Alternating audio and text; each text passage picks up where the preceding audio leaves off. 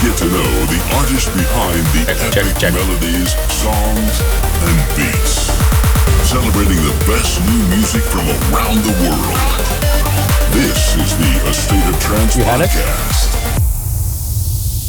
It doesn't happen a lot that the guest of the podcast actually starts talking through the jingle, so that's how we have to start this podcast. Was it recorded? Yeah, it was recorded. My name is Ruben de Ronde. You can cut it out. Come on.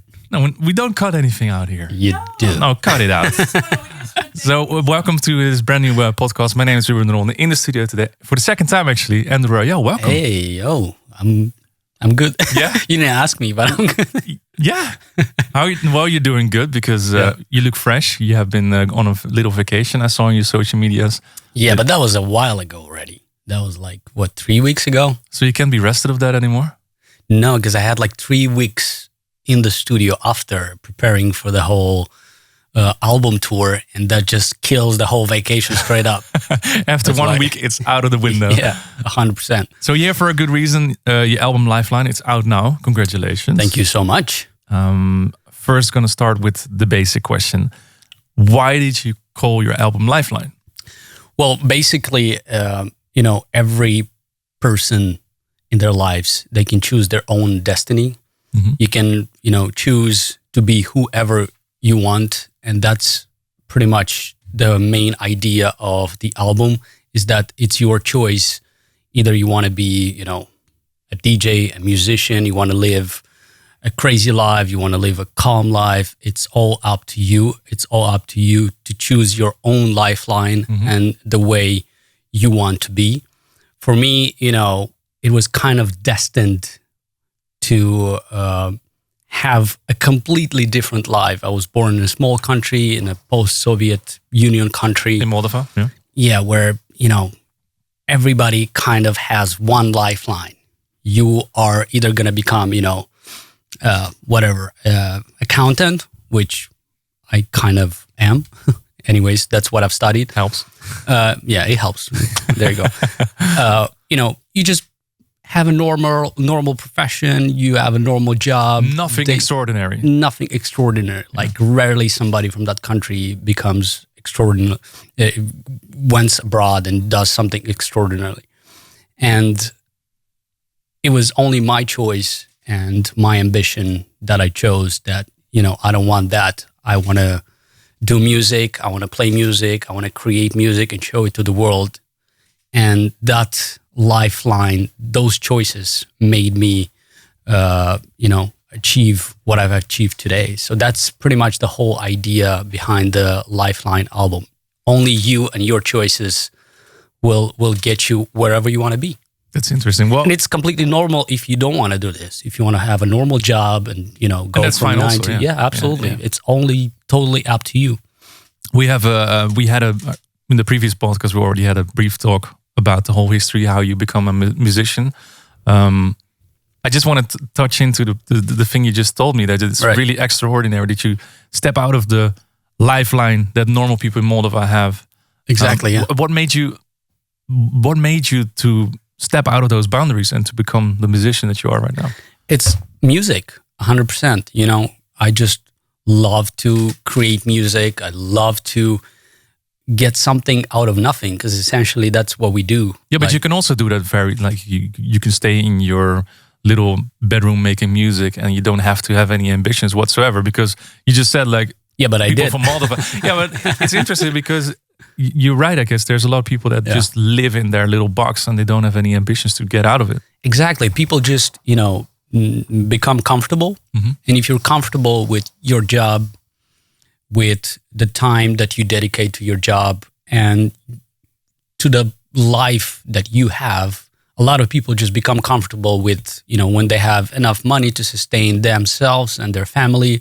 And then that's fine for them. They don't want to put more work into going to the next level. For me, I always knew that becoming comfortable with something, it's very dangerous, because then you just stop pushing yourself to the next limit, to the next boundary. And I always try to push myself further and further and further. And, when I was a kid, a lot of my friends would call me go out, play soccer, or just run around, whatever, do all the normal stuff that everybody was doing. And I was like, no, I need to dedicate time to this thing that I want to do. And I can't go out now. Like, I needed to spend my hours. I need to spend like 8, maybe 10 hours every day in the studio. Yeah. And, just pushing myself further and further. And there were a lot of limits back then. I didn't have proper internet. There was no tutorials left and right. No YouTube, no nothing. You just, Plugins were expensive. Hardware was hard to find. It was a lot of stuff. You needed to squeeze everything out of that little thing that you had. You had one VST, whatever it was, and you just needed to go crazy with it to make something cool, something interesting. How would you compare the mindset that you had back then to what you are right now? I mean, because now you have, well, let's say you have everything you want to, or yeah, in terms of like production and musically, obviously, I don't have the limits of, I want that plugin, but I can't get it. Obviously, if it's out, I'll just go buy it and that's it. And it kind of, I thought it will make things easier because, now I can buy any contact sample pack or any plugin. I can have all the presets in the world. And when you get all of them, you just get lost. You don't know, okay, what do I use? Whereas and back then it was much easier because you had only 3. You knew exactly. I'll go there and have 10 samples. I have 10 samples and I know exactly where they are. Now it's like libraries and you waste a lot of time just searching through the things that you don't really need. Yeah. I guess that's what we talked about is with Ferry Corsten also. Like he said, back in the days, what you see in techno, right? Tech trance, whatever people call it right now, that is less sounds, so it sounds fatter or something like that. I don't know. I mean, it's also easier to mix and master a song that has 3 elements than that's true. Uplifting trance that has. And when you see a project that you have is like, I don't know, I wish, how many channels does it have? It's at least like 80. Yeah. Stack on stack. Because like only the bass line is like 10 layers, like mid bass line, mid side bass line, mid whatever. Instead of techno, just rumble and sub, and that's it. That's it. Yeah, it makes sense. Well, I have to go back to where we started actually, because Lifeline. So you told about how you came up about with the title of the album. Now I would like to know from you, how do you incorporate the story of the Lifeline of all the tracks? How do you incorporate that into a Lifeline? Is there like a storytelling on the album as well? I mean, musically, maybe you can read it a little bit, but I personally chose to say that every song will tell its story, and every song is kind of a lifeline. So you can, listen to that song, check out that story, and get yourself motivated from that lifeline. So it's like a lifeline within the whole Lifeline album, whatever. Is it something, because there's a lot of vocal tracks on there. I think we're using the Lifeline word way too much. No, it's a selling point, so we have to... The album is called Lifeline, no shit. So you have tracks on here with, of course, That Girl, Mario Lilac, Ideal, Jazz, Ideal Again, Amanda Collins, Mike Smith. There's a lot of vocal tracks on there. I think all the tracks are vocals. Okay. All of them. So is that something that you take in consideration as well? That you go to these people like, hey, my album is going to be called Lifeline. Is there a certain subject that you take along to these artists and say, hey, I want you to write about this kind of thing? Absolutely no. I just give complete freedom to every artist, every writer, because again, it's not a secret. I don't write lyrics. No. It's a different profession. It's like completely. And, I write the main idea, the main melody. We send it to sometimes a couple of vocalists, and then they write the lyrics. I can help with the melody of the vocal and the whole harmony and everything, but definitely not the lyrics.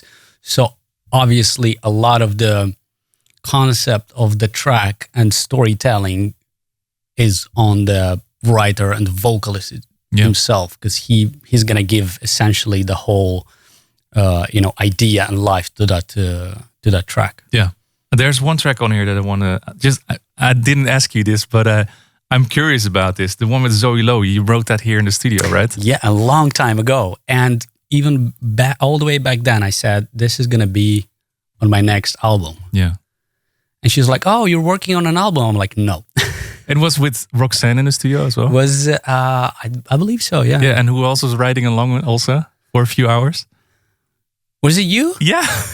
I was in the studio. I brought in some words also. I didn't know that. I don't remember that. Yeah. So, I remember that we were on the piano together at some point, but was it that during that day? That's this one. That's this one. I did not hear that, so I'm very curious about the results. Yeah. So just a side note. That's awesome. I didn't know that I'll play you the track right after. You're gonna freak out. That's the most different track from the album. Tell us about it. It just kind of doesn't fit with the whole album, but I was like, I love this melody so much. I want to make it more experimental. I want to make it more different. It sounds kind of as an outro with orchestra and everything, but at the same time, very pop in a way. Mm-hmm.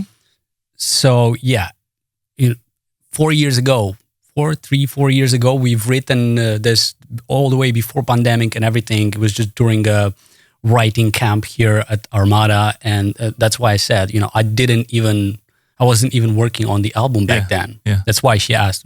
I was like, now working. And she was like, oh, okay, this is going to be released. God knows when. I think it's awesome. And also she's in the credits. Like you might know her from Rest of Our Lives with Ben Gold. So yeah, amazing singer-songwriter as Absolutely. well. Absolutely. So to be honest, I was quite surprised by the diversity of the album that you played on the show. You had 1 hour that you filled with the music. It literally goes from commercial pop dance to uplifting trance. And there's also a track with jazz on there, which is more breakbeat kind of. Yeah, it's a completely also like one of those more experimental tracks that I can afford doing only in an album. Yeah. I would never like make a track like that and release it as a single because people will be like, hey, what are you doing?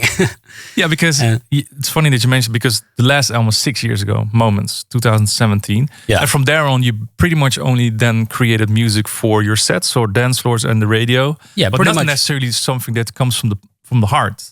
Absolutely. Nothing experimental, nothing that I was like, I'm making this just as an expression of myself, just because I like, experimenting. I like trying new things. And album is a perfect moment to do that. And that's where, I dug in all my older folders and all my ideas that I knew that, this is not really a dance song. This is more like a song. It's like I'm just writing it for people to listen to it and feel some emotions, not really to dance. You're not going to really dance on Rescue Me. It's more like an orchestral, emotional thing. Mm-hmm. But yeah, it's just perfect moment to do stuff like that. And I hope people are going to take it the right way. Yeah. They're not going to be like, oh, again, that story. He's not making trance anymore. He's not. Please. Please stop with that. Leave me alone. Please don't do that anymore. No, I think it's such a really nice and diverse album. So big props to that. And I think as a creator, I think you should do whatever you feel like making. That's why the track with Jess really surprised me, because it's a nice breakbeat track. I never heard you do that before. I've done one track. It's definitely different from this one, but also like super experimental. In the previous album, it was called Home with Jonathan Mendelsohn. It also has sort of a weird vibe. Mm-hmm. But yeah, like I don't really do that sort of stuff. And I didn't even know what I was going to do. Because I think when we got the first idea, I was talking with Harry, one of the A&Rs in Armada. I was telling him, okay, so this one I'm going to do also very progressive. And then I just went into the studio. I was like, oh, I feel like going this way now. Like, you never know. Sometimes you think you're going to do this thing and just in the studio, you know how it goes. Just you go another way. Yeah, the creativity or you get inspired by. It was probably like I just found a sample that it was like more breakbeat. I was like, oh, that's cool. Mm-hmm. I want to go that way, make it different. I think it's interesting because you said you created this album pretty much during lockdowns, not being able to tour. Now you're back on tour again. do you give yourself the creative freedom again to create something like this, or is it back to creating stuff only for the radio and for dance floor again? It's definitely more back to creating stuff that works on the dance floor. Even now, like I need to dedicate a lot of time to transform a lot of these tracks that are more slow and more progressive into more club versions, so I can actually play them, during the live shows. Because, I mean, if I play a lot of those progressive tracks, there's not a lot of energy which I want to give to people, and that's not going to really be an Rayel live set. Mm-hmm. But I found that an interesting discussion actually, because I think you should actually also play these originals on the dance floor. I mean, know it's not the same. Like I've seen so many of your DJ sets, and I know that's like energy goes. But a lot of people will listen to this album, and those songs will get close to the heart, and then they go to a live show, and then they hear different versions. Maybe it's a different experience, I guess. I'm 100% down to try it out, but then again, because that's the point that I'm trying to make. Giuseppe Ottaviani was here in the studio, and it was just before he created Horizons, the progressive side of things. And back then he was like, okay, I created this during lockdown. It's like progressive stuff. I can't play this in my set because it doesn't appeal to the crowd that's selling tickets to my shows. Exactly. And now he's playing longer sets, including those tracks. So I'm very curious. It's maybe something for your album tour. It 100% depends on the situation. Yeah. If it feels right. If the promoter gives you that time, because there's a lot of venues and shows, and sometimes you don't even get 2 hours. Sometimes they... Here's 1 hour, here you go. Yeah, well, for like the clubs, they might, not really an hour, but like an hour and a half. Sometimes they'll give it to you, and that's not even enough for my basic stuff, where I'm going to incorporate all the like slower and, more progressive stuff. Sometimes they give you a lot of time. You have all the freedom and creativity. You can do whatever you want. You can play 5 hours and start like with the whole progressive stuff, and then just go crazy all the way to... So I guess it all depends on the situation as I'm going to have, with all these shows. And maybe at some point I'll try it out. See how people react. But I guess you're right. What I was going to say, when you play these shows, you don't really play for 1 or 2 people. You play for, you need to feel like the majority is getting it, and, the vibe is right. And if there's 1,000 people and one person is like the biggest fan ever, he wants the original stuff, but then there's like the rest, 999 people that want just to, go crazy, then what are you going to do? Yeah, that's true. I guess it depends the situation. Like, for example, if you would play a rooftop party or a daytime thing, then you could actually bring those out as well. I think it's a valid point. And I know I've seen so many of your sets, so I know the energy is just insane. Yeah, I've played some progressive sets as well. Like we have now the deeper harmonies. We're experimenting with that. I'm also going to be doing some of those deeper sets. We used to do the dark side sets, which were like crazy, and the light side sets, also more like on the rooftop. And it was like 122 to 125 BPM, super progressive, super slow. Mm-hmm. So for that occasion, of course, like I would always play that type of sound. It makes sense. I have a couple of questions from fans that were submitted. Alrighty, so let's see it. Elena69 Luca always has good questions. Thank you once again, Elena. How many tracks are included in the album, and what's your favorite song on it? Well, it's 17 tracks. 18. It says the track list says 18. Did I fuck it up? Yeah. Is it 18? It's 18. Stronger Shades, Closer, All Falls Down, Wild Feelings, Silver Lining. Then I didn't count right. It's 18 tracks. My favorite, again, it's not like I'm choosing. It's impossible to pick one, I guess. Yeah, but there's one that feels super, super special just because I've dedicated to my wife. We had our first dance during the wedding on that song. We made a music video where she's included. We had a trip in the summer where we filmed a lot of stuff together. And the track is called Feels Like Home. So, I don't want to say it's my favorite song from the album, but it feels a little bit more special just because it has that connection to me and my wife. I've I've seen you play it in Kuala Lumpur when we played together just before Christmas. Oh, she was there. She was there. That was indeed a special moment. That was really nice. So I think when I hear that track, that's a moment that I think back of. That's really nice. So I understand that you picked that one for sure. JJ Cool 4357 wants to know, how would you describe your new album if you could do it in one sentence?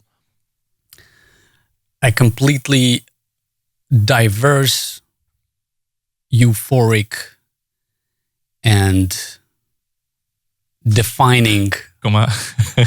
And the defining album, at least for this time in my life. Yeah. So basically the lifeline of here right now of And the Rayel. Exactly, yeah. So if I make something different in 5 years, don't say that, oh, but you said, no, it's the point on the lifeline. It's this point in my lifeline, yeah. The Joe Fish wants to know, what would you do different if you would start over your musical career? That's an interesting question. So if you go back in your lifeline to, let's say 2010, your first releases? You never know. I mean, let me put it this way. I'm pretty happy where this lifeline took me. Mm-hmm. It was kind of an impossible journey for me, for a person coming from a small town, from a small country that even up to today, not many people know of. So beautiful country of Moldova, by the way. Yeah, you should come visit. 100%. And I wouldn't change anything.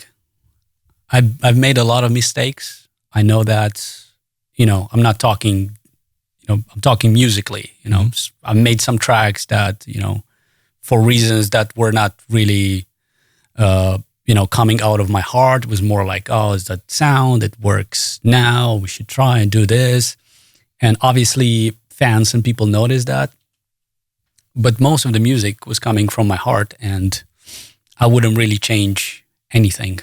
But even if the tracks were made from a different perspective than just passion or anything, it brought you where you are right now. So yeah, sometimes you have to make some decisions based on more of a business perspective than, musical stuff. If it was 100% musical, I would have definitely not been here. And some of the fans that at this point love my music would have never heard about me. That's true.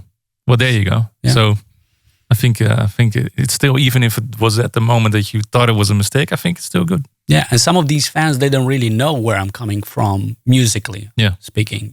They're like, oh, your roots, that uplifting and trancey sound, and that's not my roots. You don't know what are my roots. What are your roots? My roots are rock. Rock. Yeah, so my first big love in music was rock. Me and my brother, we started listening to Linkin Park, Nightwish, Rammstein, stuff like that. And then, if we speak about my roots, we went into house. We used to listen to a lot of house. Then we went into electro house, like a lot of electro house, like Benny Benassi stuff, like a lot of, when electro house was and then we arrived into trance, and that was kind of one of the genres that took me away completely. So when I make more housey tracks, that's when I go back to my roots. Yeah. That also explains the diversity of this album also, and also the songwriting parts of the album. I'm not going to say I'm going to start making rock, but... why not? Maybe. I would love to see that. Yeah. Playing some guitar, some screaming in there. I don't know. Myself. Yeah. I would love to see that. Jester's World wants to know, when is the release of your track with Diana Miro? But that's an easy answer. Yeah, it's out. It's on the album. It's on the album. So at this point, probably her 88 Birds alias, of course. Yeah. So by the time you listen to this podcast, the track is probably out. And it's one of my favorites. I didn't see. Well, of course, I'm a big fan of Diana. The vibe is. I really like it. Yeah. She's great. Shelly Kitta Rat, how did you start DJing and producing? Any tips for beginners? Well, let's stick to a beginner's tip. Because if you want to hear about the DJing and producing, you can check out the previous podcast. Yeah, Rayel. So tips for DJs or for producers? Just do producer. I mean, I don't consider myself the best producer out there. Like, you're doing a good job. Yeah, first of all, like at some point I'm like, oh, I'm doing great. And then you look at these kids that are like 14 and like, how the heck did they What is this sound design? Who are you? Like, Which planet are you from? So the more we go, all these new kids, they're like more and more advanced into all this stuff. But like, it's the most basic thing. Try to find your sound. Try to be unique in whatever you want to be unique. It can be melodies. It can be sound design. It can be the writing, the combination of everything. Like, you don't have to necessarily be unique at all of these things.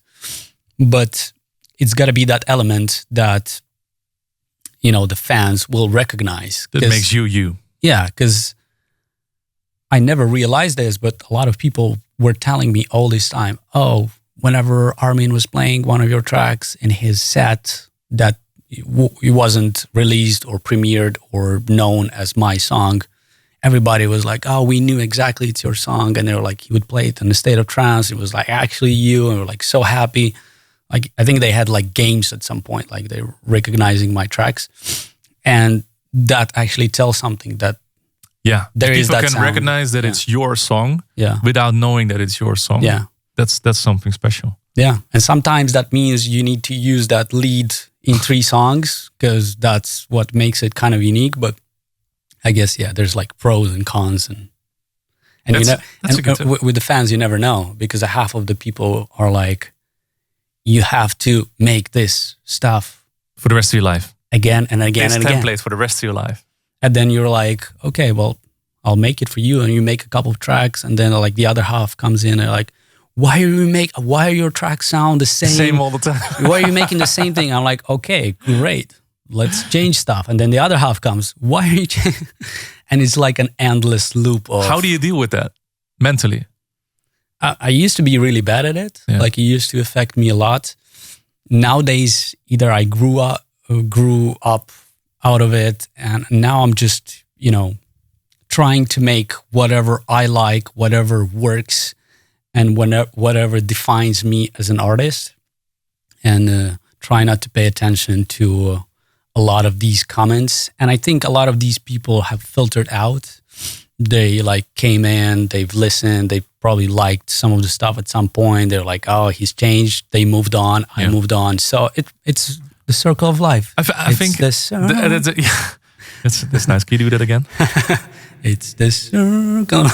Beautiful. Now, I think people don't realize that it can be very hurtful online. And I think it's never going to stop. But we have to say, please don't do that anymore. Let artists be 100%. artists. I even up to today, I'm not even sure. But there were like a lot of time on A State of Trance. There were people that were sincerely 100% against me. Like, you could see that in the comments. Don't play Andrew Rayel. Yeah. Don't you take him out for whatever reason. I don't know what did I do to those people. He's not trance anymore. And I never really got all these things. And back then, it used to affect me a lot. Yeah, but which is normal. Of course, it affects you. It's a personal attack. Yeah, like, you don't like the music, don't listen to it. Why? That's how easy it is. Yeah, but I guess, some people want to go deep, and they did. I don't know. It's just, I think people should just, it's what you say. If you don't like it, just don't listen to it. Switch off the sound for a second or whatever, or just try to enjoy it, because people are already thinking straight away, hey, it's this and this artist, so it's not going to be good. Mm-hmm. Yeah. And I strongly disagree with that. But let's keep it positive. Your album Lifeline, it's out now. Massive congratulations. Thank you so much. It's a piece of art. And please keep on making all this diverse music that you're putting out. I'm making a lot of stuff. Even if one day, for whatever reason, something happens and like I don't want to continue the Andrew Rayel project, I already work on so many other projects that people don't even know it's me. So it's like, oh, it's, and they like it. I see it. You're like, ha! And the minute I tell these people it's Andrew Rayel, it might be some of those people that don't like that. The minute they know, they're like, we don't like it anymore. I think it's interesting because like you've created so many, even in the last few years, you created so many beautiful uplifting tracks as well. So I think you're still pleasing a lot of people anyway with the music that you love making as well. Absolutely. I love making uplifting and trancey stuff, but it all has a limit. You cannot make 10 tracks in a row. Very true. That are like similar in the making process. You just get bored. Very true. Well, thank you once again for coming by, Andrew. Thanks Big shout out also to the Find Your Harmony team, Pavel. Hey, you're an absolute legend. Check Rayel on tour. He's going to do a lot of shows. He's going to be here for A State of Trance Utrecht. And we think we can keep on talking for a long time, but we're going to stop it right now. So thank you for watching this episode of A State of Trance. And Rayel, Lifeline, check it out. See you next time. Bye-bye. Thank you for tuning in. Check all previous episodes on YouTube or your favorite podcast portal. A State of Trance podcast.